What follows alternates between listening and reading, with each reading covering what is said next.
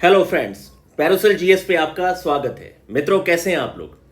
मित्रों, आपकी जो परीक्षा है अब इसे 96 डेज लेफ्ट है। यही हमने अभी थोड़े दिन पहले ही हमने वीडियो बनाई थी कि 110 डेज लेफ्ट।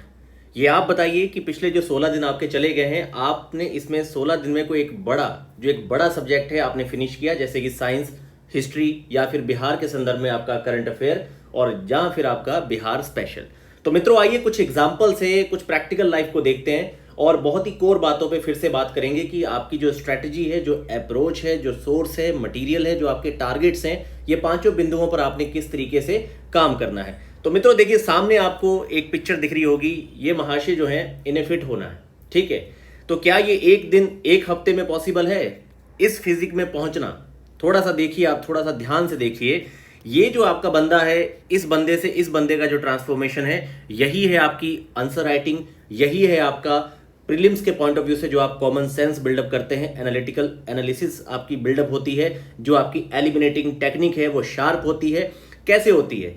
तो मित्रों, इसका एक ही समाधान है, वो है आपकी प्रैक्टिस। जिस तरह से इस व्यक्ति को, जो मोटा व्यक्ति है, जिस तरीके से इस व्यक्ति को लगभग आपके पूरे 1 साल डेली जिम जाना पड़ेगा, नहीं तो अपनी कोई फिजिकल एक्टिविटी 1 घंटे कमरे पे करनी पड़ेगी, अपने डाइट, अपने जो जितनी भी जो क्रेविंग्स होती हैं सारी कंट्रोल करनी पड़ेगी, शुगर, जंक फूड सब कुछ छोड़ना पड़ेगा। ऐसे ही आपको अपने प्रीलिम्स को बिल्डअप करने के लिए आपको डेली एमसीक्यूज टेस्ट सॉल्व करने पड़ेंगे। आपको डेली अपने जो सोर्स हैं, आपने 5 से 6 सब्जेक्ट के जो मोस्ट इंपॉर्टेंट किताबें, सोर्स आपने टारगेट बनाए हैं, आपको उनको अचीव करना पड़ेगा।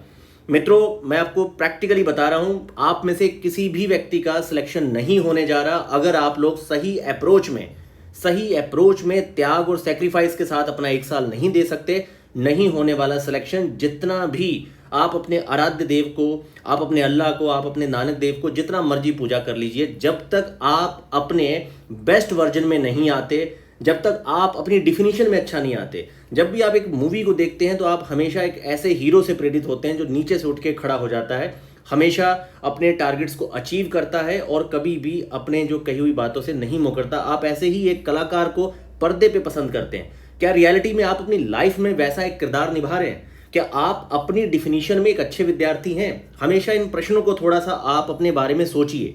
इन पर बहुत ज़्यादा विचार करने की आवश्यकता है कि क्या आप एक अव्वल दर्जे के विद्यार्थी हैं। एक विद्यार्थी के जो गुण होते हैं कि भाई वो 8 से 10 घंटे पढ़ेगा और अपने जीवन को बहुत ही ज़्यादा सेक्रीफाइस के साथ अपना बेहतरीन वे में पढ़ेगा। क्या आप वैसा कर रहे हैं? देखिए, बहुत सारे ऐसे एग्जाम्पल हैं। जैसे मान लीजिए कोई बंदा है, वो एम्स का डॉक्टर है, वो बीपीएससी की तैयारी करता है, यूपीएससी की तैयारी करता है, तो उसने अपने एक टाइम में सबसे ज़्यादा सेक्रीफाइस करके अपना एक टारगेट अचीव कर लिया है। वो बंदा महीने का 2 से 2.5 लाख रुपए सैलरी उठा रहा है। उसके पैमाने अलग होंगे पढ़ने के। लेकिन अगर आपके पास अभी रोजगार नहीं है और आपको सिलेक्शन भी लेना है तो आपको थोड़ा त्याग या सेक्रीफाइस में जाना पड़ेगा। क्योंकि अभी अगर आपकी उम्र इस फील्ड में 6 से 7 साल तैयारी करके 27, 28 या 34 या 35 पहुंची हुई है, तो आप समझ जाइए कि कहीं ना कहीं हमारे कुछ बेसिक्स फंडामेंटल में खराबी रही है, जिसके चलते हम यहाँ पे हैं। कोई दूसरा व्यक्ति आपकी जगह नहीं है और इसमें पाप पुण्य की कोई कॉन्सेप्ट है ही नहीं। सीधी सी बात है। आप यहां तक भी आपने देखा होगा कि बहुत सारे जेल के क्रिमिनल जो हैं आईएएस के एग्जाम को क्रैक करते हैं परीक्षा को देके। तो आप समझ जाइए कि यहां पर एक सिलेबस को फोड़ने वाली बात है कि आपने सिलेबस को कवर किया, उसके नोट्स बनाए, आपने जाके लिख दिया, आपके मार्क्स आने हैं। बहुत ही प्रैक्टिकल यहां पर अप्रोच है और प्रैक्टिकल जो वे है वो यहां पर काम करता है। इस कहानी से आगे बढ़ते हैं तो ख्याली पुलावों को बनाना बंद कर दीजिए। इस फील्ड में आपका सिलेक्शन नहीं होने वाला अगर आप अपनी डिफिनीशन में, एक अच्छी आइडल डिफिनीशन में आप विद्यार्थी जीवन नहीं जिएंगे। आपका नहीं होने वाला, ये बात पक्की है, ये सच्चाई है मित्रों। एक दिन, एक हफ्ता, एक महीना सिलेक्शन पॉसिबल नहीं है। ये जो सामने आपको लाल बत्ती वाली गाड़ी, ड्राइवर, आप अगर अपनी एक प्राइवेट गाड़ी खरीदने जाएंगे तो 25,000 रुपये ईएमआई भरेंगे आप, 25,000 रुपये ड्राइवर को देंगे, ठीक है। और फिर उसको खड़ा होने के लिए आपको एक घर बनाना पड़ेगा, गैराज बनाना पड़ेगा। ये सब कुछ सरकार आपको दे रही है। क्यों देगी? उसके कुछ मानक हैं, पैमाने हैं। उसने परीक्षा को प्री, मेंस, इंटरव्यू तीनों फेज में बनाया है। तीनों फेज के लिए एक बैलेंस पर्सनैलिटी चाहिए, संतुलित व्यक्ति चाहिए। बहुत ज़्यादा बार बार छोटी छोटी बातों पे मन कच्चा करना, एक अच्छी मैच्योरिटी अपने अंदर ना बिल्डअप करना समय के साथ साथ, ये भी कुछ बेवकूफ़ियाँ हैं जो हम लोग करते रहते हैं। तो आपको जागने की और बहुत ही कॉम्प्रहेंसिव वे में एक शानदार व्यक्ति, एक अच्छा नागरिक बनने की आवश्यकता है यहाँ पर। तो वेकअप फ्रॉम दी प्रोक्रास्टिनेशंस, ठीक है। तो आप get back in the game कैसे आएंगे, आइए इस पे बात करते हैं।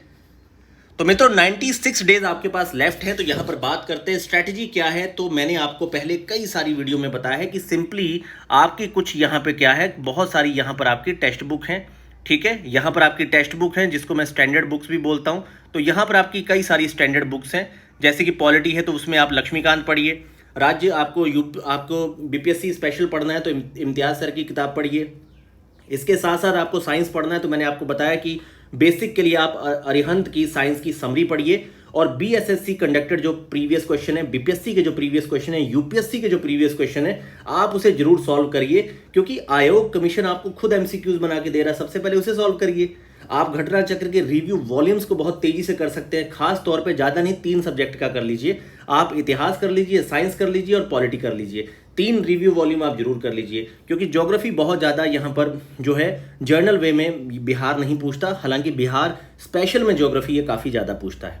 अब टारगेट्स क्या है, देखिए टारगेट आपका यहाँ पर कटअप को लेके कभी भी 90-100 नहीं होना चाहिए। आप हमेशा परीक्षा के अकॉर्डिंग अपना बेस्ट परफॉर्मेंस दीजिए, और बेस्ट परफॉर्मेंस में हो सकता है आपका 92 स्कोर भी बहुत बड़ा हो, कटअप आपकी 84 रहे, पेपर ही इतना टफ बना दिया जाए, और हो सकता है कि आप 110 उठा के भी फेल हो जाए, पेपर ही इतना ज़्यादा लल्लू टाइप का जर्नल बना दिया जाए। तो हमेशा अपने आप को बिल्डअप करिए, और एग्जामिनेशन में आप अपनी एक बेस्ट टेक्निक, जो आपने बार बार एमसीक्यूज क्वेश्चन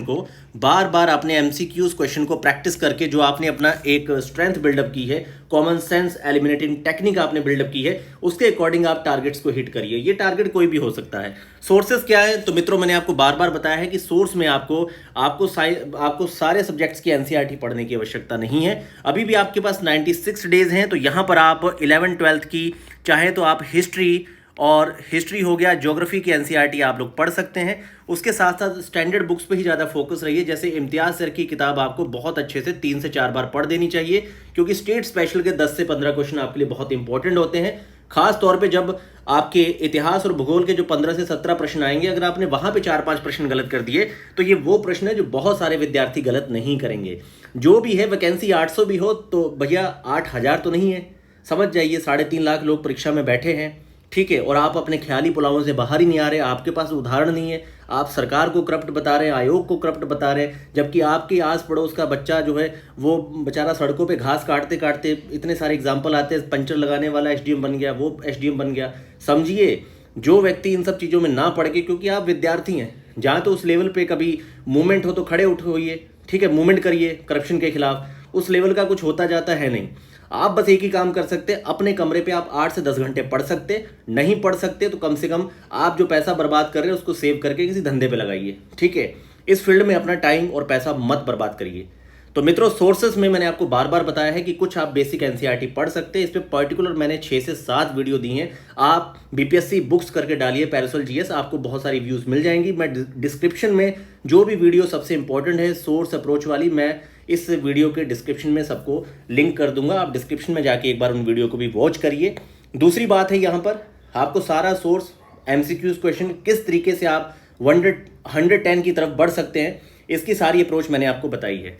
तो मित्रों, यहाँ पर अप्रोच के लेवल पे यही मैं सारी बात कर रहा था कि भाई सबसे पहली बात है कि आप जो टेक्स्ट बुक है, जो आपका स्टैंडर्ड बुक्स है, आप ये सारी स्टैंडर्ड बुक्स बहुत अच्छे से पढ़ने के बाद आपको क्या करना है, ज़्यादा से ज़्यादा एमसीक्यूज लगाना है। जैसे 96 डेज है तो कम से कम भी 90 फुल लेंथ के टेस्ट लगा दो यार, बिल्कुल मत सोचो। जैसे मान लीजिए आपने 6 दिन यहाँ पर साइंस पढ़ा है, ठीक है, तो आप क्या करिए, परफेक्शन, दृष्टि आईएएस, पैरासोल जीएस सबका उठा के साइंस के आप कम से कम 15 टेस्ट लगा डालिए। इन 15 टेस्टों में कम से कम आपने 2000 प्लस क्वेश्चन को प्रैक्टिस किया, आपकी सारी एप्लीकेशन, सारा आपका जो कंटेंट है, बेसिक कॉन्सेप्ट है, सब क्लियर हो जाना है, कुछ नहीं बचेगा।